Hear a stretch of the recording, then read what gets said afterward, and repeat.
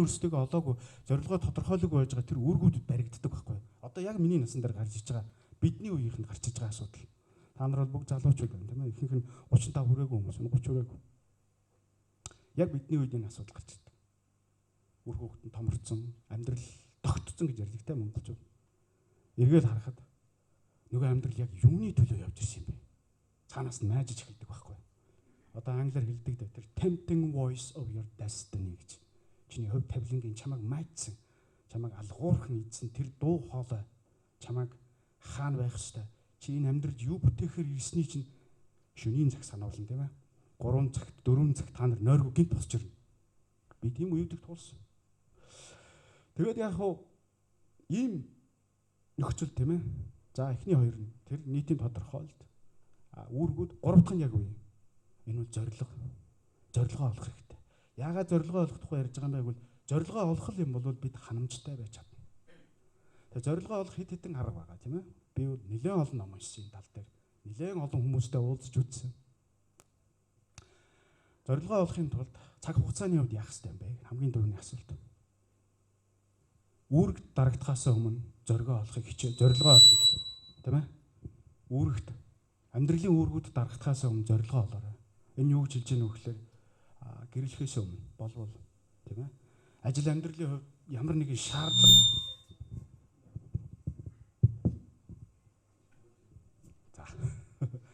тэгээд хамгийн гол нь яг тийм үүргүүдэд дарагдана гэдэг бол биднийг зорилгоо олох төр болцоо бүрэн хаадаг. Нэг үг байдаг шүү дээ та нар тийм ээ. Хүн эхлээд орь залуу наснда дэлхийг өөрчлөх амбицтай гарч ирдэг. Дараа нь яадаг вүлээ? Дараа нь эх орноо өөрчлөе гэж боддог тийм ээ. Наслахын ярээр унаад байдаг байхгүй нөгөө. Тэгээ гэр бүлээ өөрчлөе гэж бодоо сүүлд нь өөрийгөө өөрчлөе гэж бодоо тэгээ альчгүй салцгаадаг шүү дээ. Гонигтай байхгүй. Би ч гэсэн залуудаа айгүй том юм амар том амбицтай байсан тийм ээ. Хөө тэр чинь шүү дээ. Том амбиц байгаа байхгүй. Тэг хүн ихтэй том амбицтай байж тэрнээс нэг жоохон ч гэсэн хилтерхий үлддгийг шүү яг үнэндээ бол. Тэрийг бол сайн бодож явах хэрэгтэй. Тэгэд зорилгоо үүргүүдтэй болохоос өмнө зорилгоо олоорой. Одоо яг та нарын хувьд зарим нь ажилтаа, зарим нь их сургууль сурж байгаа. Ийм нөхцөлд би юу зөвлөмөр байна вэ гэхээр яг энэ бүгдийн энэ боломжтой байгаа үедээ аль болохоор амьдрал руу олон эрсдэл хийхийг хичээ. Би Америк руу анх явжсэн. Хэл ус байхгүй 3 өгүүлбэр чийдэлсэн. Жорлон хаана байдаг вэ? Миний чийдэлсэн үг. Өгүүлбэр 3 өгүүлбэр англиар чийдэлсэн. Тэр биднийг залуу байх үед сангийн яам 85 хүнтэй байсан. 85 хүнээс 2% хүн англи хэл мэддэг. Тийм амьдрал байсан. Тэгээ 3 өгүүлбэрийн эхнийх нь жорлон хаана байдаг вэ? Хоёр дахь нь би Америкийн нэгдсэн улс сургууль сурахаар явж байгаа. Гурав дахь нь онгоцны гарц хаана байна вэ гэж. Гейт гэдэг нэг юм байдаг шүү дээ. Энэ гурыг чийдэлсэн. Тэгээ энэ гурыг чийдэлээд явсан. Би тэр үед айгүй тэнэг шийдэж байгаа юм шиг хүмүүст харагдсан баг. Юу ч мэдэхгүй газар тийм ээ 26 таа байсан. Явсан. Онсон. Ингээд хүмүүсийг ямар нэгэн байдлаар наа чин буруу шүү дээ. Чи яагаад ийм шийд гаргаж байгаа юм бэ? Дэндүү гэр зэрэг гаргаж байгаа юм уу гэсэн тэр шийдүүд ихэнх тохиолдож зүв байдаг шүү. Залуучуудаа. Гэхдээ би та нарыг айгүй эрсдэлтэй алах юм хийгээд айгүй буруу юм хийгээд эрсдээсэй гэж хүсэхгүй байна. Гэхдээ эрсдэл бол яг ярих юм бол амжилтын хамгийн ихнийх нь. Хоёр зүйлээр би амьдралд илүү хүмүүс бодиттой хандаасай гэж хүсдэг. Нэгдүгээр хаалгыг онгойлгохын тулд зориг хэрэгтэй. Дараа нь хаалгаар үргэлжлүүлэн явахын тулд хүн тууштай чанар хэрэгтэй. Амьдралд байх хамгийн чухал чанар бол тууштай чанар. Энийг сүүлд нь тогтоосон байлээ те. За энэ бол яг арай өөр сэдв. За ингээд би зорилгыг үүргээс өмнө хийгээсэй гэж хүсэж байна. Зорилгоо яаж олох ёстой вэ? Зорилгоо олохын тулд хүн хамгийн түрүүнд эхлээд өөрийгөө таних ёстой юм. Би өөрийгөө танихын тулд 40-40 арга хийсэн. Сүүлд нь бүр болохгүй болгоно Америкийн нэгдсэн улс байхдаа би 3 сар ганцаараа аялсан машинтай. Машиндаа унтаал, цэцэрлэгт хүрээлэнгүүдэд унтаал, тийм ээ? Машин дотроо унтаал, тэгэл таарлцсан буудалтай хоноол, тэгэл би явдсан. Нийтдээ бараг 28 км би аялсан. Ганцаараа тийм ээ? Би юу бодсон би өөрийнхөө тухай л бодсон. Энэ амьдралд ямар нэгэн зорилго байх ёстой. Тэрийг олох гэж би нэлээ олон жил зарцуулсан байх. Тэгээ хүн хамгийн сүүлд өөрийгөө хүлээн зөвшөөрдөг юм билээ. За би бол яг ийм зүйл хийх ёстой юм байна. Энэ бол миний дуртай зүйл. Миний хэлэх гэж байгаа санаа юу вэ гэхээр дуртай зүйлээ олцгоо хүмүүсээ. Одоо залуу байгаа дээрээ. Дуртай зүйл чинь яг юу юм? Та нар мэд нэг их хурлын гишүүн байсан те. Нэг бус их хурлын гишүүд байсан. Би заримтай нь уулзч байсан. Нэг хүн ингэж ярьж байсан. Нэг их хурлын гишүүн. Их хурлын гишүүн болох нь ерөөсөө миний зорилго биш байсан байна. Айгүй удиртай ажиллаж байна чинь. Орсон чинь ингээд чихэртэй харцаа аваад хууль хэлэлцээд айгүй модын юм байна. Энээс хурдан гармаар байна. Зарим нь гарч ирсэн тийм ээ. Зарим нь шууд улаан цай мэлж ирсэн. Энэ бол миний ажил биш үү шүү дээ. Би юу хэлэх гээд байна вэ гэхээр бусдын сайн сайхан гэж санагдсан зүйл рүү бити тэмүүлээрэй. Ялангуяа нийт дийлэнх олонх юм. Энэ айгүй хар бараан шүү дээ. Би хүмүүс дандаа хэлдэг залуучуудад. Өөрийнхөө зорилгыг олохоос өмнө мөнгөтэй бити болчоорой гэж. Жинхэнэ нүдийг чинь сохлно. Өнөөдрийн нийгэмд гарч байгаа маш том үзэгдэл байна шүү дээ, тийм ээ. Тэр юу байна вэ гэхээр өнөөдөр манай хүмүүс мөнгөтэй болчдөг. Мөнгөтэй болцсонгуудаа яадаг лээ? Машинаа сольдог, дараа нь хурдны мөр сонирхдог, байшингаа сольдог, ирчүүдийн хувьд тийм ээ. Дараа нь ихнэрээ сольдог. Одоо тэр хүний хувьд physically буюу биет байдлаараа өөрийн сонирхлыг татах зүйлсийн тоод дуусчих байхгүй юу? Одоо хайчих бай. Одоо ийш тийш харна. Хүмүүс ярина. Их хурлын гишүүн бол гоё. Гоё байхгүй юу? Тэр юуг нь ч мэдэхгүй. Ингээд зүтгэн. Хамаг мөнгө зарцуулна, тойрог мориг дээр очино. 40 битан тараан тийм ээ 9 шидэ юм болно. Боллоо. Амар удгартай ажил. Тийм ээ? Ийм бити болоорой. Яг та нарын хүсэж байгаа тэр зорилго чинь яг өөрөө чинь дуртай байгаа зүйл нийгмийн perception, social perception буюу нийтийн чих хандлагатай тохирохгүй байж болно. Би яагаад англиар нь ярьж байгаа вэ гэхээр энэ номнуудыг би уншсан учраас Монголд энэ хэллэгүүд нь бараг байдгүй юм байлээ. Монгол орн ч яг ярих юм бол бадгаал руугаа хөгжсөн орн биш шүү дээ. Дандаа нийтийн гэж ярьдаг. Тийм ээ? Бид бол их өөр тарилталтай. Тэр тусмаа миний үеийнхэн бол социализм үед хүмүүжсэн болохоор бадгаалын хүмүүжил гэдэг ойлголтыг энд дэвэд гэж ярьж байгаа тийм. Би хүний төр төлөвшөл огт байхгүй болсон. Би Америкт очихдоо ямар өнгөн дуртайгаа мэдэхгүй очижсэн тухайлгаад. Тэгэхээр яг өөрийн чинь дуртай зүйл тэр нийгмийн нийтийн сайн сайхан гэдэг зүйлтэй харьцуулж магадгүй юм аа. Үнэхээр магадгүй. За үнэхээр одоо юу гэдгийг чи ямар нэгэн байдлаар юу гэдгийг зохиол бичих дуртай бол тэр бичих ёстой юм уу дуртай зүйлээ дор хаяж цаг байгаа дээрээ хийгээд үзээрэй гэж гуймаар байна. За зорилгоо олох янз янзын арга байгаа. Маш олон арга байгаа тийм. За Америкт за өрнөдөд эдний яг оюун санаа нь өөрөө Библиэл дээр түшгэлсэн тийм ээ. Ариун судар дээр түшгэлсэн учраас эдгээр их өөр. Эдгээр илүү одоо өөрсдийнх нь үзэл санааны тэн хагас нь бурхантай холбогдож орж ирсэн. Бид нар тийм байхгүй. Бид угаасаа бурхан гойчуудын нэг. Тэгээ энэ нь айгүй харамсалтай байдаг зарим талдаа. Ер нь шашинлаг улс бол яг ярих юм бол зориг олоход их амар юм билээ. Өөрөлдөө маш шалбар гэсэн үг. Бидний хувьд бол тийм зүйл байхгүй. За инхээр яах ёстой вэ гэх. Хит хитэн аргыг би дурсч үзсэн. Хамгийн энгийн арга нь бол энэ юм билээ. Яг 5 минутын дотор та нар цаас гаргаад яг 5 минут харж агаад шууд юу хийх ёстой юм бэ? Яг юу хүсэж байгаа? Яг юу болохыг хүсэж байгаа? Юуг хамгийн сайн хийх дуртай вэ? Тэрийг ингээд хугацаа зааж агаад аль болохоор богино хугацаанд бичих хэрэгтэй юм. Тэгээ эхэндээ ингээд бичээд амжихгүй байна л да. Олон юм хийх дуртай байна л да. Одоо жишээлбэл машинтай болмоор байна, дашинтай болмоор байна ингээд бичнэ л дээ. Ингээд хит хит удаа бичээд ирэхээр давтагдал гард юм бэл. Тэгээ тэр давтагдж байгаа зүйлс бол чам дотор ч байгаа зүйл юм байна л да. Би тийм нэг арга үзсэн тэр бол боломжийн арга байна л. Хоёрдугаар харга нь энэ айгүй зүг арга. Айгүй олон сэтгэл зүйчтэй энийг ярьсан байдаг. Өөрийнхөө амьдралыг төгсгөлөөс нь эхлэх гэж. За чи одоо ингээд өөрийгөө оршуулгдсан байна гэж тооцоол. Тийм ээ? За миний жишээлбэл энэ яг бичлэг бол юу гэж хэлдэг вэ гэхээр би бодож байгаа байхгүй ингээд бороо орж байгаа тийм ээ. Би хоёр янзаар бичиж байгаа юм. Нэг нь сайнаар дурсах намайг, нэг нь муугаар дурсах. За би ингээд бороо орж байгаа. Ингээд хүмүүс цугларсан тийм ээ. За бодон зарим нь энэ нэг юм байсан үхэж амрлаа. Би тэгж бодуулмааргүй байна. Тийм ээ. Би яг юу гэж бодуулмаар байгаа хүмүүст.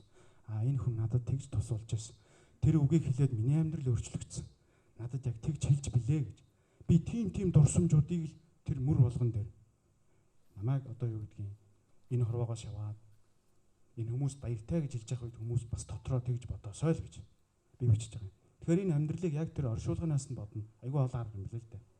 Аргуудын айгүй шилдэгнэ гэж би ойлгосон. Тэгэхээр ийм имийг бас та нараас бичээд үзэх хэрэгтэй байх тийм ээ. Энэ амьдрал чинь одоо дөнгөж эхэлж байна. Та нар залуу байна.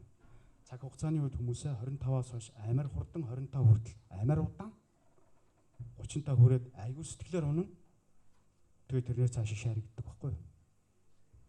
Өнөөдөр би одоо яг үнийг ярьж байна. Тэгэхээр цаг хугацааны хувьд бол нэг ийм зүйл байгаа шүү. Яагаад хурдладаг вэ гэхээр хүн гэр бүлтэй болчдөг. Тэг гэр бол үүрэг, нэг талдаа бас тийм аз жаргал. Гэхдээ энэ чинь зориг гэсэн үг бас биш шүү дээ хүмүүсээ. Тэгээд би өөрөө энэ зоригтой байхын тулд миний амьдрал ямар байсан бэ Америкт? Сайхан байсан. Би банкир хийжсэн, манай эхнэр нэг компанид нэгтлээ хийдэг байсан. Бидний амьдрал сайхан байсан. Цааш байшаа авсан байсан. 2-3 машинтай тийм амьдрал одоо ингээд кинонд гардаг шиг гоё. Тэгтээ үнэхээр утгартай. Би яг 15 тоолоод ихний гэрлэн тохиондор очдөг байсан. Өглөө болгон би баруун талдаа харахад яг л Truman Show шиг амьдрал. Та нар Truman Show-г кино үзсэн үү? Jim Carrey. My life was just like Truman Show movie. Залуусаа. Миний амьдрал яг тийм байсан. Тэгээ би эхнэртэйгээ мөрийцдэг байсан байхгүй. За баруун талд нөгөө инженер залууч байгаа, зүүн талд нөгөө багш байгаа. Өглөө яг 7:15 гарна яг байж байна. Гаш яг кинотой. Хай. За нөгөөдөл ч байж байна. Буцаж ороод машиндаа суулаа 15 тоолоо гэрлэн тохиондор очтой яг адилхан. Яагаад гэж заримдаа юм бэл. Тэр чаленж байхгүй амьдралтай. Чамайг өөрөө чинь ингэж эрсдэлд оруулаад асуулгадгүй тэр амьдрал утгагүй. Хизээ тэр утгатай болох уу? Зоригтой бол утгатай бол. Би яагаад тэр хүртэл тэр зорилгын тухай огт бодоогүй гэвэл би үүргүүдтэй самуурч авсан. Байшинтай болчихсон. Англи хэл сурч юмсан, ажилтай болчихсон. Дундаж нэг хүмүүсийн амьдралтай адилхан болчихсон, хүүхдтэй болчихсон, эхнэрээ сургачихсан. Нэг олон үүргүүдийн дунд явсан. Үүргүүд нь дууссан. Эхнэр сурчлаа, 2 хүүхдтэй болчлоо, байшинтай болчлоо, машинтай болчлоо, ажилтай болчлоо. Бас нэг жоохон хүндлэл хүлээжлээ. Одоо цаашаа бензин дуус байхгүй. Ингээд шөнийн 3 цагт сэрдэг. Тэгээ зүүдлэхээр дандаа чононд хөөгддөг. Тэгээ би зүүдний тайлбар уншиж байгаа байхгүй юу? Юу юм бол гэсэн чинь бас л зүүдний тайлбарыг сонирм. Зорилгынхаа эсрэг амьдарч байгаа хүмүүс чон нохоод өгдөг юм а гэж бодно. За одоо яг юу болж хөөрсөн бэ гэдээ би бодлоо л да. Хаан тэр зорилго чинь байх вэ? Тэгээд би өөрийнхөө тухай ном бичлээ. Өөрөө би яг юун дээр алдчихав те? Хаан миний алдаа байсан байна уу? Тэгээ өөрийнхөө одоо юу гэдгийг хүмүүстэй харьцахтай алдаа, гаргадаг алдаа, өөрийнхөө дотор явдаг буруу боддог зарчмуудаа бүгдийг бодлоо. Би урд нь хүмүүстэй маргаж яснаа бодож үзлээ. Тэгээ одоо энд байгаа нэг юм би өөрийнхөө тухай ном бичсэн. Тэгээд өөрийнхөө тэр номон дээр би юу хийсэн бэ гэхээр өөрийнхөө барих зарчмуудыг бичсэн. Хүмүүстэй яаж харьцах вэ? Гадаад ертөнцтэй яаж харьцах вэ? Хамгийн гол нь би доторх ертөнцтэй. Дотоод өөртөөгөө би яаж харьцах вэ? Зарчим боловсруулаад үүслээ. Яг хөө та нар мэдж байгаа Бенджамин Франклин залуудаа Франклиныг мэднэ те? Гайхамшигтай хүн шүү дээ тийм ээ. 17 настай анх амьдрал эхэлсэн. Би бол Франклиныг шүтдэг байхгүй юу? Зүгээр ингээд төр хазаагаад ярихад өөрийнхөө намтрыг хамгийн зөв бичсэн хүн Франклин байдаг байхгүй юу? Одоо та нар манай улс төрчдийн намтрыг үзээрэй. Айгуу гонигтай. Багада айгуу хөдөлгөөнтэй хөгжөөсөн математик хичээсэн. Хинч харсан нэг юм худлаа зураг, хинт ч наалтахаар хэдэн балаа үйлбэр. Франклин автобиографи те. Франклин өөрийнх нь намтар дээр юу юм байдаг байхгүй юу? Айгүй үг байдаг. Тэр ямар үг байдаг гэж? Би өөрийн буруу үйлдэлээсээ болж өвчин тусахгүй тулд ихнэр авлаа гэж. Хаана ямар улс төрч Монголд ийм өгүүлбэр бичсэн юм бэ өнөөдөр. Тэгээд тэр Джеймс гэдэг тэр нэг хүний хаягдсан ихнэртэй суусан байдаг байхгүй юу? Манай хүн. Тэгээд яг Франклин өөрөө шахуу байсан. Тэгээд өөрийнхөө амьдралын зорилгыг тодорхойлоод зорилготой хүрэхийн тулд тэр virtue буюу тэр эрдэмтэй байх ёстой гэж өөрөө үндсэн байгаа байхгүй юу? 18 virtue гэж байна. 18 эрдэм. За тэр нь бол ингээд цаг барих, одоо хэлсэндээ хүрдэг байх, худлаа хэлдэггүй байх гэх тээ. Энэ олон virtue-нууд байсан. Тэгээ өөрөө ингээд нэг хурж байгаагаар ингээд өдрөө болго ингээд нэг юм зорилт тавиад явдаг юм байна л да. Энд дээр ингээд хэлэхэд хүмүүсээ зорилго хоёр өөр шүү дээ. Англи хэл сурна гэвэл энэ зорилт болохоос үр зорилго биш байхгүй юу? Энийг бас манайхан ялгаарай те. За ингээд Франклин өөрөө ингээд virtue-тэй байсантай би дуурайгаад өөртөө би virtue хийхгүй юу? Би зарим нь бол мөрдсөн, зарим нь таг мартсан, сүүлд нь дахиж унссан. Гэхдээ энэ зарчим хэрэгтэй юм бэл. Ажиллах юм бэлээ. Энэ яг ажилдаг байхгүй юу? За яг зарчмаар одоо жишээлбэл зарчим дээр ийм зарчмууд байна. Хамгийн энгийн зарчим. Хоолны ширээний ард амаа хамигчаа гэдэг. Энийг би хэлээгүй. Энийг хэн хэлсэн бэ гэхлээр эртний Ромд Хэн хэлсэн байхгүй. Калигулагийн үед амьдарч байсан ч юм блэ. Калигулагийн үед амьдарч байсан философч. Сенека хэлсэн байхгүй. Яагаад вэ гэвэл Калигулагийн хаанчлалын үед Калигула мэдж байгаа тийм киног нь үзнэ та нар. Калигула гэдэг. Калигула бол Ромын түүхэнд гарсан хамгийн цус хаадын нэг. Мэдрэл муу та. Ромыг мөнхөөсөн хүн. Калигулагийн дараагаас эхлээд та нар мэдж байгаа Сезарын хаанчлал гэсэн Агустус гарсан тийм. Та нар түүхшээ уншиж байгаа ялангуяа Ромын түүхийг гайхалтай шүү. Хүндрэлтний түүх, орчин үеийн түүх Ромоор эхэлдэг шүү дээ. Ромоор бүх зөрчил тэн дээр байгаа. Тэгээд Калигулагийн одоо найрын ширээн дээр хамаагүй Деми Вала юм ярьсан сенатч нарыг хөгдөг байж л дээ. Сонсогч. Тэнд нь чихэх байсан учраас чихний тухайч бас гоё хэлсэн байдаг шүү дээ. Людовик үе те 14-р Людовик үед хаадын тухай ярихад хан хүртэл сонсдгоо гэж. Тийм ээ. Одоо болгоомжтой бай гэсэн үг л дээ. Би тухайлбал одоо энийг айгу сайндаа биш. Одоо юу гэдэм бэ ингээд найрын тэр одоо их өргөн дэлгэр будаалгын хоол хүнс арх дар сараад хүний сэтгэл хөрөөд хамаагүй буруул алдаа хийх байхгүй би зөндөл алдаа хийсэн. Тэгээ яг миний энэ өөрийнхөө тухай бичсэн ном дотор яг иймэрхүү дүрмүүд их байгаа. Би тэрийгэ зарим нь хэрэгжүүлж чадсан. Зарим нь одоо хэрэгжүүлэх гэж явж байна. Тэгэхээр энэ дүрмүүд ингээд дус. Энэ бас зорилгод хүрсэн арга бол мөн үгүй л бага сахан мөн байсан боловч бас намайг зорилго руу хөтлж аваачаагүй. Яг зорилгоо хүн бол миний түрүү ашигласан хоёр арга байгаа тийм 5 минутын дотор би өөрийнхөө зорилгыг бичих гэж оролцсон олон удаа мөн оршуулгынхаа үгийг бичээд тэгээд эндээсээ хөөж бодсон. Тэгээд эцсийн дүндээ миний гаргалгаа юу байсан бэ гэвэл би олон жил өөрийгөө яг нэг нөхөд улс төрөөс хөндөй байх ёстой гэж би хүсэж байсан. Тийм учраас би Америк руу явсан. Гэтэл би бол улс төрд дуртай. Би яагаад ч юм хүмүүсийн өмнө үг хэлэх үнэхээр дуртай. Би тэр битэл толинд би өөрөө харж өөртөө үг хэлээд тэрнээсээ би ханамж авдаг байснаа би нуухгүй. Тийм үстэй. Тэгээд энэ бол яг өөрийгөө тэгж динаа хийх тийм үү? Няцаах. Тэр өөрийгөө юу гэдгийг хуурамч хардагсан зогсох хэрэггүй юм бэл. Яг цаан чинь байгаа тэр яг чин үнэн өөрийн чинь тэгж одоо хүсэл зорилгыг дууддаг, өөрийн чинь баясуулдаг, өөрөө хідэн цагаарч тэр ажлыг хийсэн. Огт ажирдгүй байдаг. Тэр ажил мэргэжил тэр өвлийг араас л явцгаах хэрэгтэй. Энэ бол эхлэл. Энийний дараагаар байна штэ. Та нарын тэр хүсэж байгаа тэр нийт олонхын гордон харцгаадаг мөнгө, эрх мэдэл, нийгмийн байр суурь давхар ирнэ. Энэ битгий эргэлж. Би бол энд эргэлзэхгүй байдаг. Тэгээд зоригтой байх хэрэгтэй. Эрсдэл хийсэн болгонд бурхан гараа сунгдаг. Би хүмүүст хэлдэг бас нэг онч үг байдаг. Би өөрөө онч үг зохиож бичих дуртай. Миний хэлэх дуртай онч үг нэг юм. Бурхан хүмүүст бүх чадварыг хүссэн хэмжээгээр нь өгдөг. Хайрлахгүй өгдөг. Ганцхан чанарыг өгөхөөс татгалздаг. Эр зориг. Энэ хорвоо чинь эр зоригтнуудын нутаг байсан болвол бурхан бүр асуултын шалгаанд орох байсан байхгүй. Нөл эр зоригтой улсууд бөөн амжилт гаргах шүү дээ. Тийм учраас эр зоригийг хамгийн бага өгөхийг хичээдэг. Эр зоригтой байцгаа. Алдаа бол алдаа. Залуу наснд хийсэн алдаа бол туршлага болдог. Харин миний насанд бол алдаа хийж болохгүй. Одоо миний насанд хийсэн алдаагаа засах цаг нь. Одоо миний насанд бол алдаагүй байх ёстой. Уучлаарай. Харин та нарын насанд бол алдаатай. Ямар нэг юмыг оролдоод үтцсэн байхад үнэхээр хэрэгтэй байдаг. Би амьдрал дээр айгүй олон удаа ийм хүмүүсийн асуултанд орчихсон. Би багадаа он сурч ирсэн. 10 жилийн алтан медальд төгсөө, их сургуулийн онд төгсөө. Одоо мяарчаад явж байна. Одоо яасан? Найз нь дээшлэгчгүй, доошлогчгүй. Яасан гэж? Lost generation.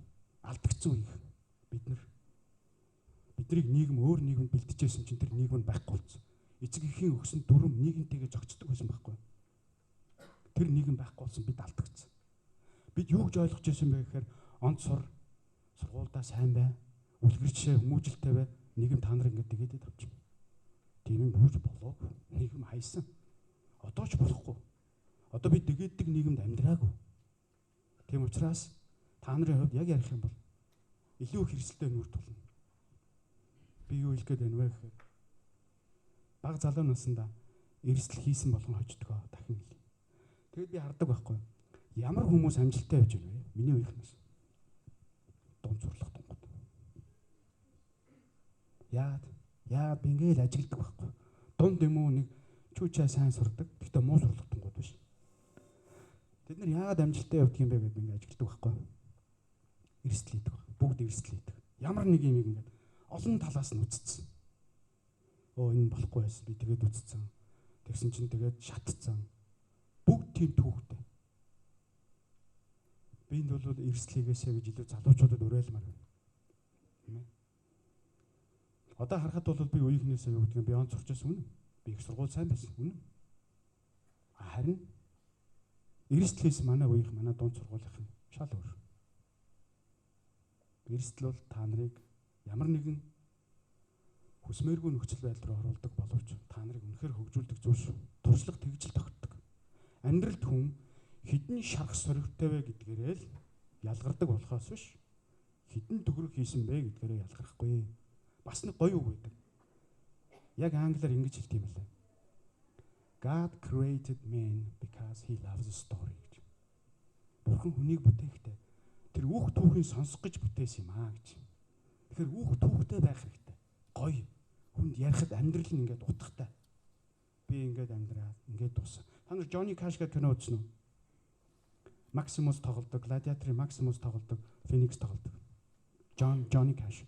70 оны country дууны Америкийн country дууны гол төлөөлөгч. Johnny Cash. Johnny Cash авдар очдог байхгүй юу? Авдар очиод байжсэн чинь тэр хоёрын хооронд кинонд нэг хэсэг гарч байгаа юм. Ингээд утсаар юуны консервны хайрцаг ингээд лааз ингээд холбоод утсаар ярьдаг шүү дээ хүүхдүүд. Тэгээд нэг талд нь тэр Johnny-гийн аав нь Johnny-тэй зогсож байгаа. Нэг талд нь тэр Johnny Cash-ийн хүү Johnny Cash биш Johnny юм уу? Би сайн мэдгүй Johnny сандаг. Тэгээд нөгөө талд нь зогсож байгаа нь хүүхд нь байгаа байхгүй юу тэрний. Тэгснэ хүүхд нь асууж байгаа. Өвөө та ямар нэгэн түүх ярьж өгөөч гэсэн чинь өвөө нь буюу тэр Johnny-гийн аав нь надад ярих түүх байхгүй. Харин John дэх биш үү гэж байгаа байхгүй юу? John дэх юм гэж. John одоо тэр аав нь John-оос одоо хөшөө штэ. Тэгээ ярих түүх байхгүй. Ийм байваа залуучуудаа. Амар гонигтай шүү. Хөшөрсөн хүмүүстэй би ингээ хөшөө хүмүүстэй харьцдаг байхгүй. Хүмүүс орж ирснээр өрөвдөлтөй нэгдэг шүү. Насаа нэмэг. Хөшөөг нь бүү. Тэгээ би хүнээс яг хөшөө хүнээс би асуудаг асуулт нь та яг амьдрал яг залуу хүнд яг юу ч хэлэх вэ? Таны амьдралаас олж авсан тэр wisdom, зэцэн бэлэг чинь яг юу вэ? Би ийм л асуулт асуудаг хүмүүсээс. Гэхдээ би юу гэдгийг тэр асуултанд нь хариулахгүй байхаар нь хүндлэхгүй гэсэн үг биш л дээ. Хүмүүс яг ийм асуултыг асуухад хариулттай байгаарай. Үгүй ээ амьдрал ингэж явдаг юм. Эндээ буруу байдаг, эндээ зөв байдаг. Ийм асуултаа утгатай амьдрах хэрэгтэй бас нэг талтай. Зорилгыг олох миний аян бол өнөөдөр энэ зогсож байна. Хөдөлмөрийн үндэсний намыг бид нар эхэлсэн. Энэ цаашдаа үйл ажиллагаа болоод үргэлжлэх байх. Миний зорилго юу вэ гэвэл энэ улсыг улс болгомоор байна. Одоо та нарын нуруунд дээр нэгэн цагт энэ улсын хувь заяа ирнэ. Тэр үед яг бидний үеийнхэн шиг холоос хөндлөн хар зогсоод шоолоод байлгүйгээр энэ амьдрал руу мөрлөн орцгох хэрэгтэй. Бид аль юм болгон фэйсбүүк дээр яа бөвөө гэж бичээд нэг комент бичээд компьютерийн араас ир зоригтон болж суух юм бэ. Яг энэ дээр би өөрөө шийдэл гаргасан учраас орсон. Эрсдэл айгүй их байна. Гэхдээ энэ бол миний зорилго. Би нэг олоход зовсон. Энээс би салахгүй. Энэ зорилгын төлөө явна. За асуух асуулт байна.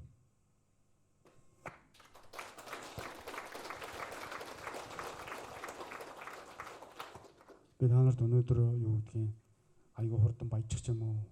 Тэгээд нэг тийм журам тийм нарийн дөрөв өдөр өгөөгүй шүү дээ. Ер нь бол.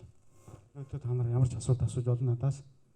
Ялангуяа Америкт амьдрал байсан, ямар байсан, миний ямар үйл явдлыг, ямар үйл явцыг юу гэж үздэг, үзэл санаа зарчмуудын тухай асууж болно. Энд дээр би нээлттэй хариулдаг.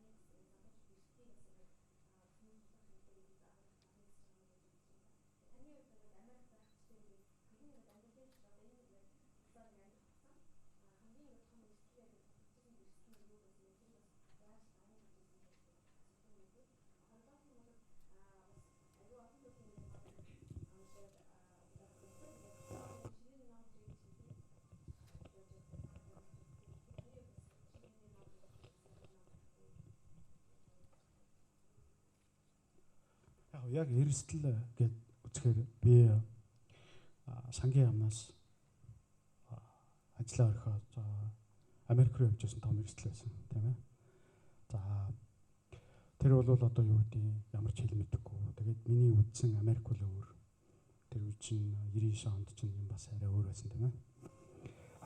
Хэдгүй дээр нэмээд өөрөө би өөрөө хөдөөнийх тийм ээ. Би хотын соёл төсөөгүй. Миний багнаас бол хөдөө өнгөрсөн. Хөдөө сумын сургуулиудаар өнгөрсөн. Олон сумаар өнгөрсөн тийм ээ. Олон аймгаар явсан. Манай өрмийн хүн байсан. Геологч. Дандаа нүүж явдаг. Тийм амьдралтай байсан. Тэгэхээр хамгийн том эрсдэл бол Америк явах байсан. Дараагийнх нь бол Америкаас ирэх байсан. Айгу тогтцоо амьдрал байсан. Тийм ээ.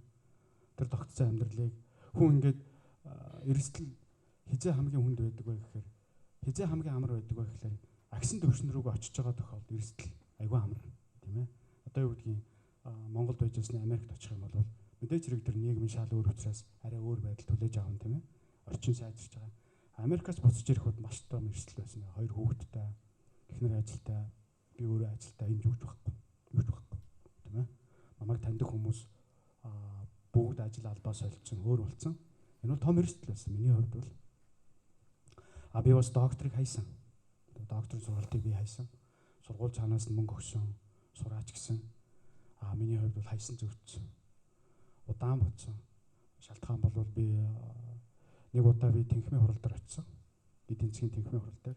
Миний хамгийн хүндэлж авдаг профессор жишээлбэл ухаандаа тэнхимийн хурал дээр очиж сууж байгаад багш нар хоорондоо маргаад тэгээд тэр нөхөр өрөөнөөсөө гарахгүй.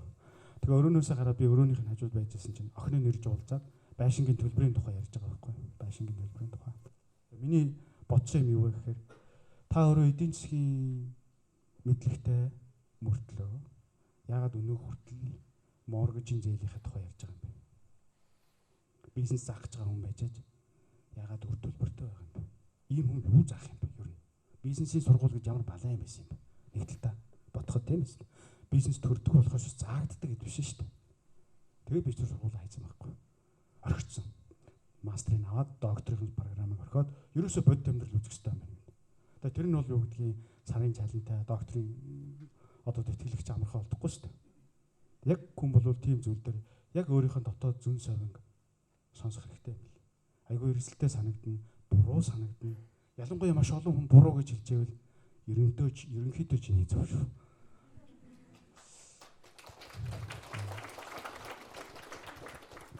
Тэгээд яг хоо нөгөө нэг ном асууж байна те. Би тэр Collins гэж ном би дахин уншдаг. Тэр нь Collins гэдэг тэр нь дуудлага гэсэн нэртэй ном. Тэр нөгөө нэг тэр хүн бол зүгээр зохиолч хүн юм билээ. Тэгээд тэр одоо бас л нэг тэр хувь тавилан тэр хүний өөрийнх нь тэр цаад яг тэр зориг хүнийг дуудах үед ямар байж болох вэ гэдгийг тэр уран зохиолч хүн тийм ээ. Уран зохиолч хүн. Тэгээд тэр одоо тэр дуудлага гэдэг юмыг айгүй уран зохиолын хэлээр нь бичсэн байгаа байхгүй юу? Өөртөө тохиолдсон амьдралыг, хүмүүс тохиолдсон амьдралыг тэр ном надад их таалагддаг. Дуудлага гэдэг. Тэр яг тэр зүрх сэтгэл дуудагдах үед хүмүүст ямар үйл явдал болж тохиолдож болох вэ гэдэг. Би тэр зүн совингоо сонс гэж ярьж байгаа нь тэр үнэхээр сонсч чадвар. Одоо сонсож байна.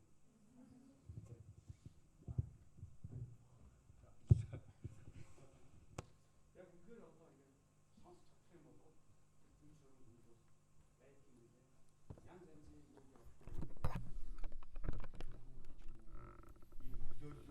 Манайхан ярьдаг шүү дээ. Сонин тохиолдол тийм явдал гарах.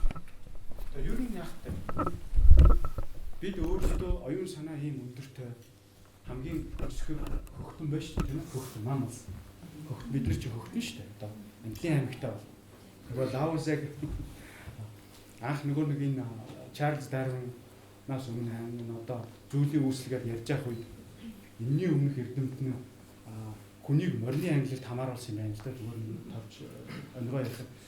Тэгээд нөхөр өөрөө жоохон тийм сонин царайтай юм байна л да. Би тэр эрдэмтний нэрийг мартаж. Тэгсэн чинь хүмүүс тэгсэн юм л да. Бид морид хамаарагдаад яхахтай. Тэгээд Парисын тэр дээдсүүдийг чилсэн юм байна. Тэгсэн чинь нөгөө хүн тэр тэгтээ илүү ухаалаг морь шүү гэж тэ. Тэгэхээр яг бид нар бол хөхтөн шүү дээ. Хөхтөн дотроо бид нар бол онцгой оюун ухаантай, оюун санааны хувьд гайхалтай. Өнөөдөр ямар ч чон компьютер юм. Тэ? Гэний хувьд 2% ялгаатай шимпанзе өнөөдрийг хүртэл хэл сурч агуул. Тийм оюун санаатай гэдэг чинь бид хаа нэгэн газар бид оюун санааны ертөнцтэй холбоотой байх ёстой л гэж мэддэг. Та нар Interstellar кино үзсэн. Interstellar бол та нарт бол нэг юм хэлж байгаа үстэй. Тийм ээ. Энэ бидний боддог энэ орчин цаг, энэ цаг хугацааны хэмжигдэхүүн гэдэг чинь шал өөр юм байдаг. Өөр орчин, өөр нөхцөл байж болох тухай л хэлээд байгаа байхгүй. Энэ шинжлэх ухааны үндслээр гарах нь хаашаа зүгээр тэгт бидэрсэн бол ашиглах хэрэгтэй юм биш үү? Яг тэгвэл хүн бүгдийг логикоор бодож чадахгүй. Логикийн хамгийн эмгэнэлтэй нь юу гэж А цэгийг мэдчихээр та нар Б цэгт очихыг мэднэ. Гэтэ зөв цэг чинь хаана гэж C. C рүү зөв цэг байхгүй. Тэгээ логик бол ерөөсө ганцхан дамжлагаар явдаг учраас А дээр А-гаас Б рүү очичвол гацна. Харин юу аваач чадна гэж зүүн сая. C рүү аваач чадна. Энэ бол миний барьдаг дүр. Буруу байж магадгүй гэтэл энэ нэлээд болж байж надад тохирохтой дүр болохыг л ойлгосон. Хүн болго өөр дүрмтэй. Яг энэ ингээд халтраад ярихад та нар өөрөө өөрсдөө мэдэрдэг, ойлгодог тэр янз янзын амьдралын дүрмүүд байдаг. Ийм дүрмүүдийг та нар өөрсдөө бий болгох хэрэгтэй. Хүн өөрөө өөрийнхөө тэр цаатлын одоо юу гэдэг спир тэр сүнс нь янз янзын хэлбэрээр ярих гэж орддог байх л та миний бодлоор. Тэгэхээр тэр аргуудаа өөрсдөө олж тогтоогоорой. Энэ бас хэрэгтэй биш. Би тэр Collins гэдэг ном дуртай бас би олон намтраа уншдаг. Хамгийн гайхалтай намтраа миний бодлоор Benjamin Franklin намтраа. Тэгэхээр гайхалтай би өөрийнхөө намтрыг олон удаа уншсан. Хамгийн өмнө зөв намтраа биш санагдав. Өөр асуулт байна. Чөлөөтэй асуулт байна. Асуулт шинжлэх ухааны сургуулийн дараагаар сургуулийн годог үзүүлэлт. Тэгээд сайтаа болохоор миний туйлын зорилго бол Монгол улсыг хөгжүүлэх гэж хэлдэг шүү дээ. Тэгэхээр энэ тал дээр өөр хэлбэл таны улс төрийн үзэл бодол чухам юунаас эхэлж яаж хөгжүүлэх ёстой вэ? Эсвэл энэ хөгжил хинээс эхлэх ёстой вэ гэвчлээ. Мөн таны нүдээр шашин шинжлэх ухаан гэдэг хоёр зүйлийг бас нөө улс төр талаас нь хэлэх юм. Өөрийнхөө үзлийг. Улс төр талаас. Яг тэр туйлын зорилго гэдэг чинь тийм ээ. За бидний үзэл санаа. За яг энэ дээр би нөгөө улс төрийн тийм үзэл санаа, үзэл баримтлал ярихгүй гэж бодсон. Энэ айгүй уйдгартай шүү дээ. За товчхондоо бид энэ улсыг хөгжүүлэхийн тулд ёс зүйтэй улс төр хий. Энэ хөдөлмөрийн үндэсний наам бид бол ёс зүйгээр ялгарнаа. Хамгийн том нь бол ёс зүй. Ёс зүйтэй. Тэгээ яг амлалт хэлж болно. 9 шидийн сайхан юм ярьж болно. Хамгийн гол нь энэ хүмүүсийн итгэлийг алдахгүй тул би ёс зүйтэй байна. Бид ёс зүйтэй байх хэрэгтэй. Манай үзэл баримтлалыг та нар мэдж байгаа хүн дээднэлтэй. Хүнийг дээдлэх гэсэн үг биш шүү дээ. Бодлого шийдлийн дөрөнд хүн байна л гэсэн. 25 жил бид нар явж ирэхдээ юг алдсан? Хүнийг хайсан. Энэ нийгэм нь хүнийхээ төлөө ажилтдаг тийм. Эрүүл мэндийн системийг аваад үзтээ яг хүнийхээ эсрэг. Боловсролыг хардаа хүүхдүүдийн эсрэг. Ялгцсан тийм. Боловсрол эрүүл мэнд гэдэг ингээл аваад үзэх юм аюу гажиг шүү дээ. Яагаад боловсролын систем хөгждөггүй? Боловсролын систем дотор коллеж одоо яг та нарын хамаарч байгаа хэсэг хөгждөггүй гэж. Яагаад энэ та нар мэдв? Амархаж тариулт нь юм баггүй. Бодлого гаргаж байгаа эрх мэдэлтэй хүмүүсийн хүүхдүүд нь сурдаггүй. Америк сурдаг. Тэр хүүхдүүд нь хаан сурдаг гэж хэдий хүртэл сурдаг гэж 18 нас хүртэл энд байдаг учраас 30 сая 40 сая төгрөгийн жилийн төлбөртэй дунд сургуулиуд байдаг. Тэдний хүүхдүүд сурдаг. Амар сургуулиуд байдаг үстэй та нар очиход дотроо усан сантай. Бараг л морин уралдааны талбартай болно мөдгөн. Яагаад гэвэл тэр эрх мэдэл барьж байгаа улс чинь л өөрсдөө тохирсон юм гэдэг. Та нар хардаа 2 дугаар эмнэлэг рүү очих. 3 руу очих. Ардууд бие биенээ эмчлээ суучих. Яагаад энэ явагддаггүй гэж тэд нар тэнд эмчлүүлдэггүй маа. Эрх мэдэлтэй улсууд чи энийг хайчдаг байхгүй. Тийшээ нисээ Гонконг явчихдаг шүү дээ. Тайланд явдаг шүү дээ. Өмнө Солонгос явж эмчлүүлдэг шүү дээ. Тэдний хувь 2 3 1-р эмнэлэг юу юм бэ? Юу ч биш. Зүгээр ярианы сэдв байхгүй. Хин нэг нь өөрсдөө эрх мэдлээр оролцоод хин нэгнийх нь эхнэр тэнд төрөөд тийм үү? Цусны сэлбэлт авч явахдаа халдвар авсан бол тэр хүн бодно шүү дээ. Өө цусны төв байгуулах шүү дээ. Манай эхнэр халдвар авсан. Тэднэр дээр яг тэр асуудал ирдэггүй болохоор л хайдаг байхгүй. Энийг л өөрчлөе гэж байгаа. Энэ чинь бидний эх орн шүү дээ. Хогийн сав биш шүү дээ. Одоо баг энэ хүмүүсийн хувьд бол юу болж өгч байгаа. Мөнгө хийдэг хогийн цэг боллоо шүү дээ. Facebook дээр бичээл те.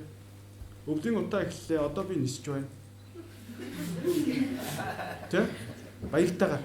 Энэ юу гэсэн үг вэ гэхээр өвлийн удаа эхэлж байгаа та нар наанаа байцгаа. Би буцаад 100 ирнэ. Манай эхнэр хүүхд надтай цуг яваа. Тэгмээ энэ бараг доромжлол байхгүй юу? Энийг л өөрчлөе гэж байгаа. Товчхон да.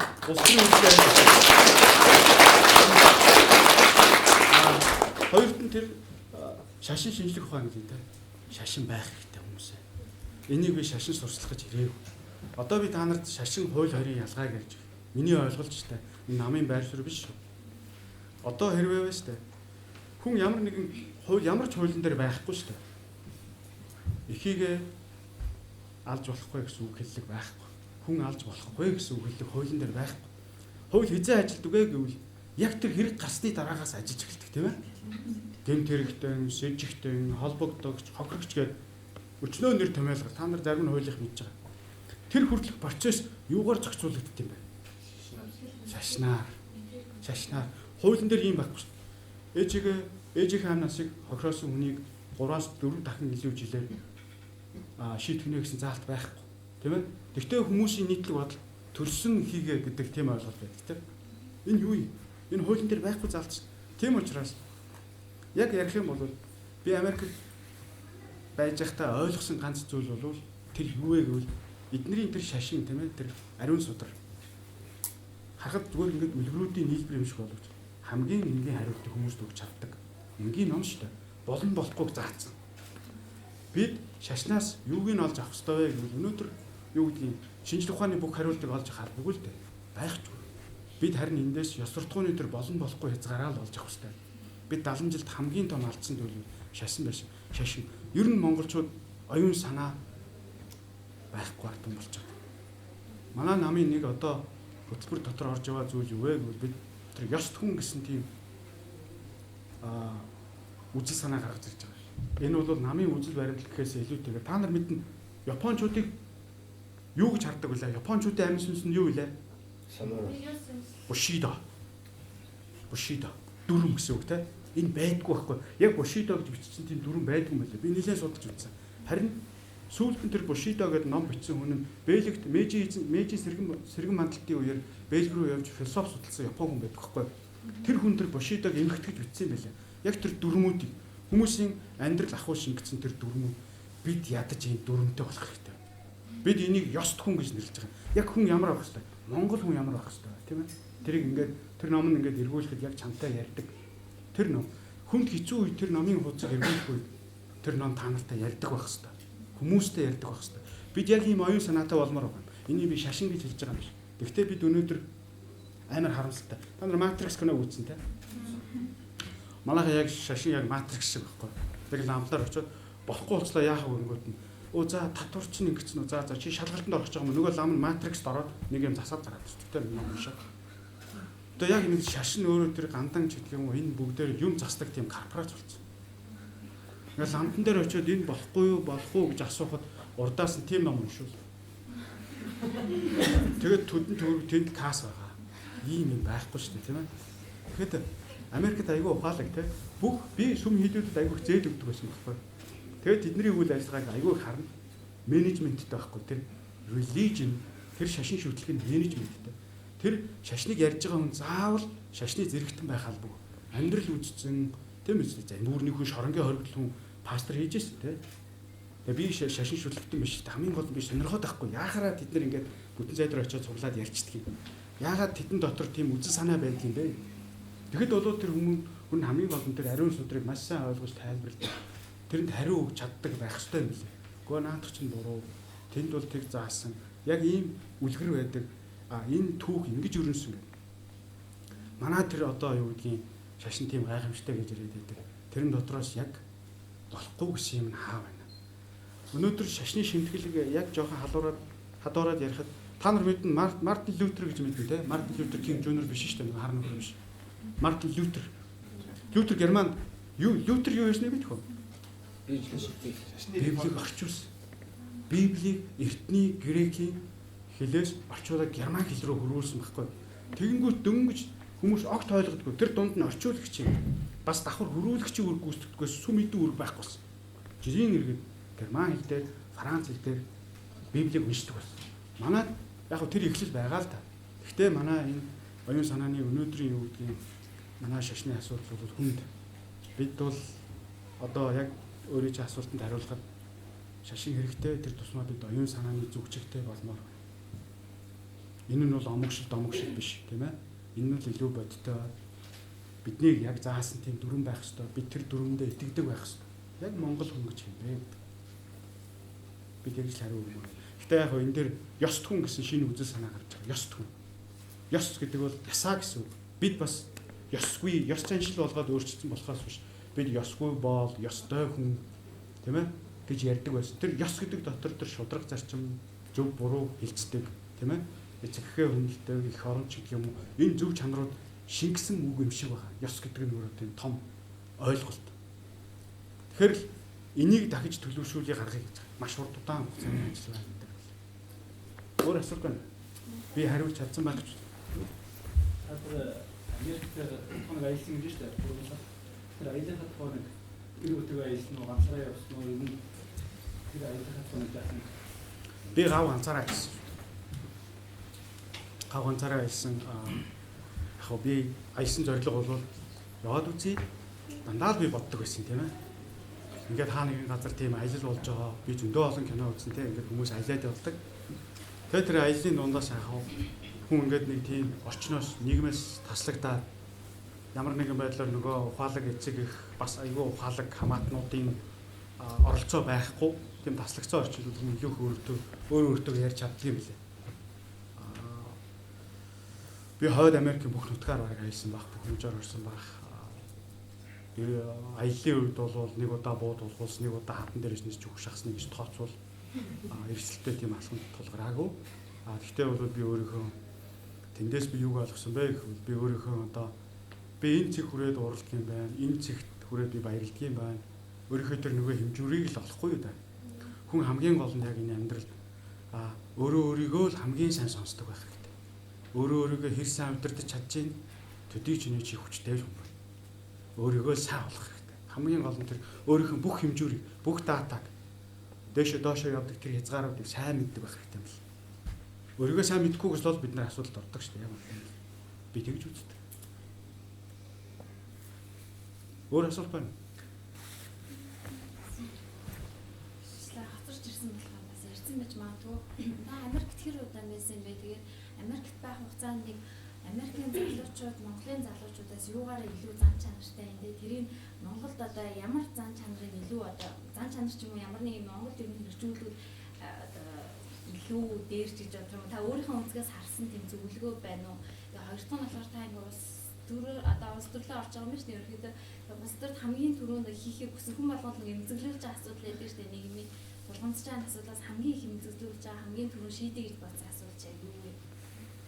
За яг Америкийн залуучууд гэж юм байна. Би их сургууль багшилж байсан. Их сургууль би 2 семестр багшилж үзсэн. Хэцүү юм билээ. Тийм ээ. Нэгдүгээрт гадаад хэл дээр, за хоёрдугаарт надад ингээд заавар өгсөн. Наад хүүхдүүдэд математик зааж болохгүй шүү. Математик заавал хөрхий та нар наад хүүхдүүдэд зовооч эдийн засаг дургу болох чинь. Би яг профессортой маргаж ирсэн л да. Хятадууд математик заадаг юм байна. Тэгээд бодвол та нар математикийг үзээ язаар аваад хятадын ард орох байх л та гэх. Ам нь болохгүй юм чинь бас хэлж байгаа юм л да. Ямар ч үс яг Америкийн залуучуудын хувьд бол бололцоо боломж нь байхын хэрээр хүнийг хөнөөдөг юм байна. Би юу штэ бололцоо боломжгүй газрын хүн байхгүй. Айгу хэцүү. Тэгээд хэцүү газар байжгаад тийм боломжтой очисон хүмүүс бол илүү их байдаг юм байна. Би бол яг харьцуулах тийм ээ. Америк залуучууд энэ дээрээ яаж энэ нийгэмд хөлөө олохын тэнцгийг би мэдэхгүй байна. Бид бол та нарыг хинэн ч явсан амжилттай л байна. Айгу хэцүү байхгүй бидний нийгэм тэднэртэй харьцуулахгүй шүү дээ. Зүгээр залуучуудаас нь авах юм юу байдаг вэ гэхээр ер нь нийтлэг Америк хүмүүсээс авах юм олон юм байна. Нэгдүгээрт айгу үнэнч байдаг яг хэлсэндээ байдаг. Хоёрдугаарт бол тодорхой хэмжээний нөгөө өөрсдөө шашинчсан улсууд юм болохоор айгуух тийм ёс зүй барьж чаддаг. Их журамтай, ёс зүйтэй хамгийн гол нь ямар нэгэн одоо юу гэдгийг үйлдэл хийж байгаа бол одоо буруу зөв үйлдэл хийсэн бол тэрийгэ уучлах шиг. Энэ хоёр нь надад таалагдсан. За тэгтээ бол яг би цагаан арснуудын тухай ярьж байна л да. Би яг нэг үйлдэлт бол хүмүүс бас хоорондоо өөр шүү дээ. Хаана ямар орчинд өссөн тийм ээ төрснөөрөө тэр Америкийн нийгэмч дотроо хэдэн янзын өөр хүмүүс бүлэг хүмүүс байгаа. Би бол илүү цагаан арснуудтай ойр гэсэн. Надад бол тэдний үнэнч тэр туйлбартай гэхдээ олон таалагдахгүй зам байдаг л та тийм ээ. Одоо тэр хэрэглээнд их автцсан, дэндүү хэрэглэгч гүрэн болцсон. Тэгээд амьдрал нь өөрөө тэр чаленж те тэр өөрийг сэргээх, эрсдүүлэх тийм юу ч байхгүй болохоор залуучууд нь илүү итгэж эрсдүүлэх юм хайдаг. Яг ярих юм бол хүний амьдрал энэ уураг тарих хүн өөрөө би боддог далайн хэрэг дээр суугаад одоо ингээд үргэл замраад далайн давлгаа хараад жаргаас суух хэвээр машин биш. Хүн цаанаасаа бүтээгдэхдээ бүх эрсдлүүдийг давах хэвээр биологийн супер машин байхгүй. Угаасаа л эрсдэл донд хүн хамгийн сайн амьдарч байдаг. Гэтэл тэр бүх эрсдлүүдийг аваад хүнийг ингээд тавихаар хүн яах вэ? Тэр их протеинийн тархи руу очиж чинь, тэр их энерги хөрөнгөлөг чинь юун зарцуулагдах вэ? Тийм учраас миний бодлоор зүгээр харахад хөгжсөн энэ орнуудад хамгийн их тохиолддог өвчин бол Альцгеймер, зөөнх өвчин те. Энэ толгой ажиллахгүй байх. Энэ өвчин ядуу дорой хөгжил муутай улс байдгүй шүү дээ. Байнга чи толгойгоо ажиллав. Тэр хөрөнгөлөж байгаа энерги ашиглахгүй тэгээд Альцгеймер болдог юм шиг байна. Би юм ч хүн биш л дээ. Зөвхөн би ажигласан ажил дээр. Тэгэхээр тэр сүп одоо юу гэдэг тэр эрсдэл хийдэг тэр чаленжтай тулгардаг тэр амьдрал биднэрт байгаа учраас бид нар ч ус авах юм байгаа.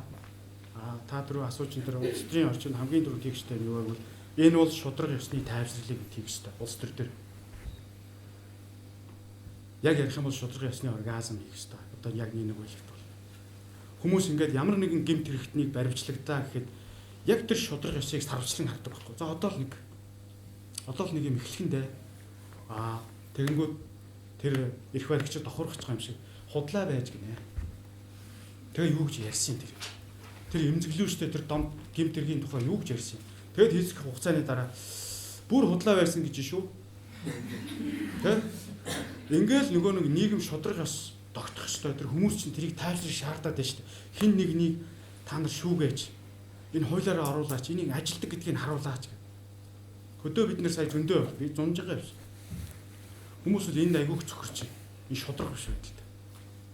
Энэ шудраг ёс энэ шүүх цагдаагаараа ингээд ямар нэгэн гэмт хэрэгтнийг зарласан бол ялангуяа том хэлэх хуулийн хэрэгт олдогцсоныг зарласан бол энийгээ шүүгээж яхаар энэ зөвдөд гараад ирдэг юм. Энэ шудраг биш байдал өнөөдөр дээр нэмээд монголчууд хизээч ангит нийгэмд байж үзээгүй юм аа. Өмнө нь одоо сүүлийн 25 жил бидний хамгийн том эмгэнэл бид ангит нийгэмд орцсон.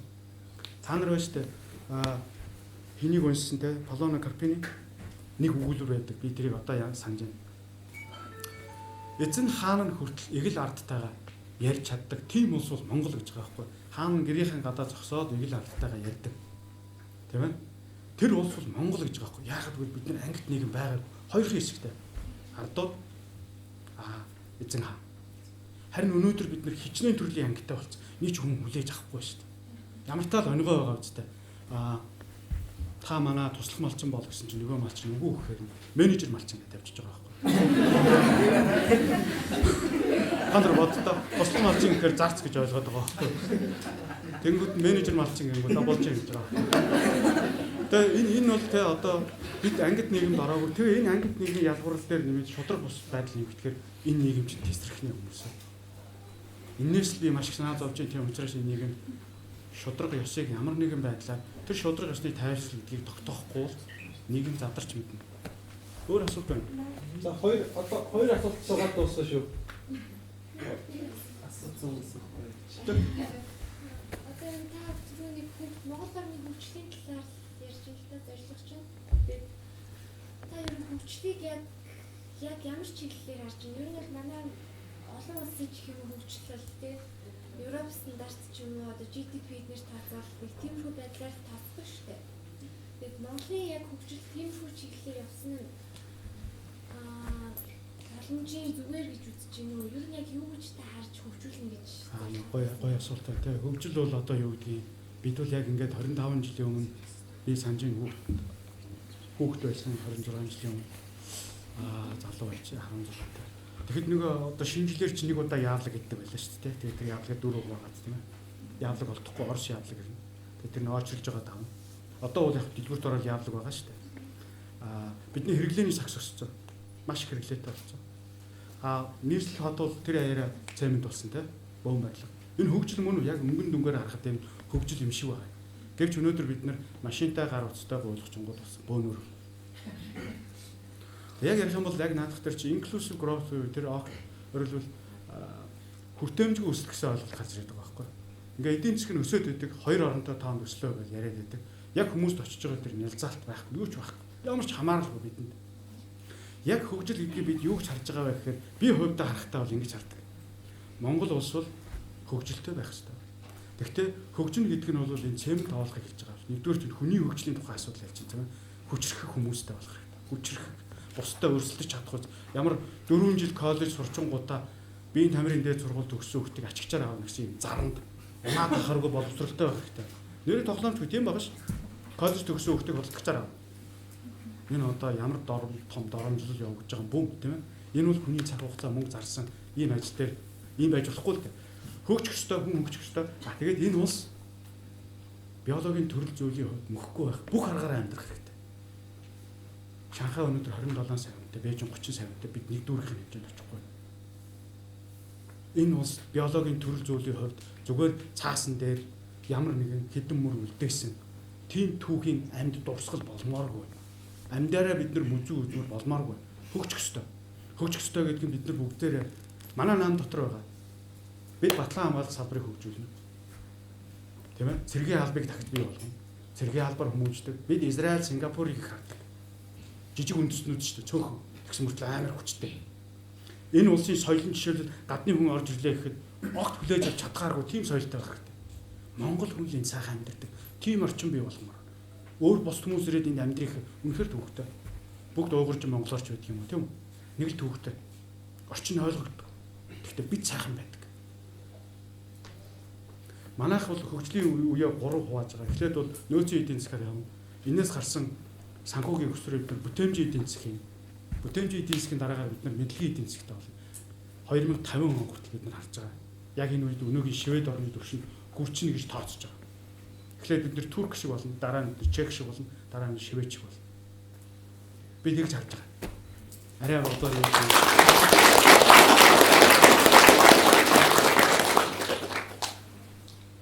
За сүүлийн асуулт юу?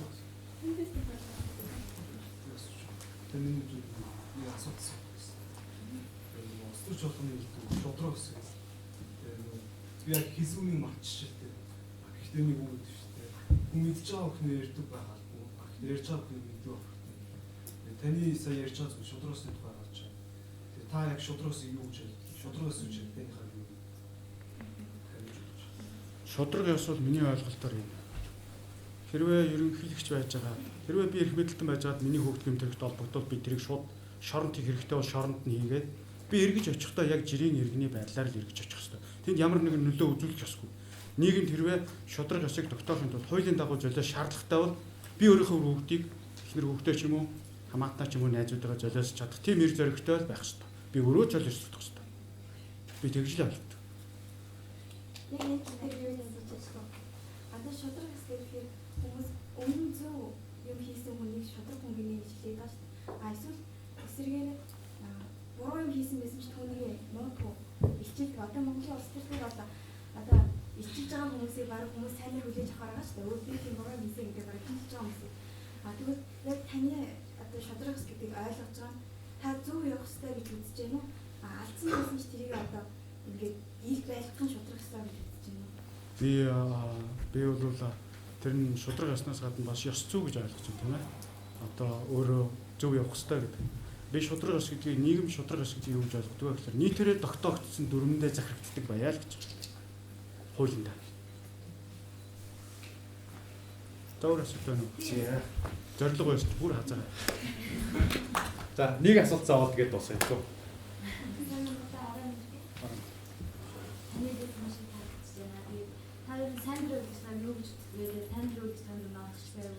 Сайн дурын үйл ажиллагаа бол манай нийгэмд дутагддаг зүйл. Сайн дурын үйл ажиллагаагаар Америкт бол айгүй олон хүмүүс тэр сэтгэл санааны тайвшрал авдаг гэсэн. Зүгээр яг нэг үйл. Дайнд оролцсон хүмүүсийн сайн дурын үйл ажиллагаанд оролцож байсан. Дайнд оролцож сэтгэцэн хувьд гэмтцэн гэж ярьдаг те. Одоо тэр дайнаас болоод тэр хүмүүсийн тэр сайн дурын үйл ажиллагаанд оролцоод хүмүүс ингээд сайн дурын үйл ажиллагаанд оролцоод ирэхээр тэр оролцож байгаа одоо тэрнийх нь ашгийг авж байгаа улсууд үйлчлэгээ үзүүлж байгаа улсуудаа сайн мөн үйлчлэгээнд нэг оролцож байгаа улсуудынхаа хувьд тэр нийгэмтэйгээ илүү сайн холбогддог үйл ажиллагаа гэж ойлгодог. Энд бол манайх сайн дурын үйл ажиллагаа гэнгүүт шашны юм гэж ойлгоод байдаг. Тийм биш.